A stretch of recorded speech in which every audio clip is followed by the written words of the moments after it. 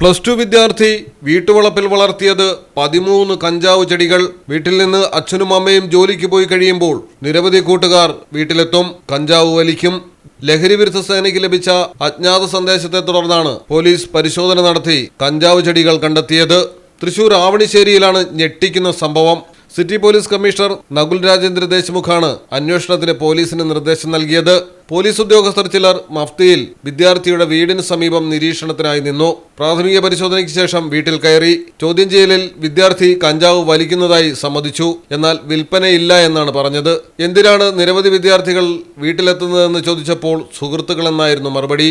കഞ്ചാവ് പിടികൂടാൻ കഴിയാതെ പോലീസ് മടങ്ങാൻ നിൽക്കുമ്പോഴാണ് ഫോൺ പരിശോധിക്കാൻ തീരുമാനിച്ചത്. തുടർന്ന് ഗ്യാലറിയിൽ കഞ്ചാവ് ചെടികളുടെ വിവിധ പ്രായത്തിലുള്ള ചിത്രങ്ങൾ. ഇത് എവിടുത്തതാണെന്ന് പോലീസ് ചോദിച്ചതോടെ ഇന്റർനെറ്റിൽ നിന്ന് ഡൗൺലോഡ് ചെയ്തതാണെന്ന് പറഞ്ഞു. തുടർന്ന് മറ്റു പലയിടങ്ങളെക്കുറിച്ചും പറഞ്ഞു.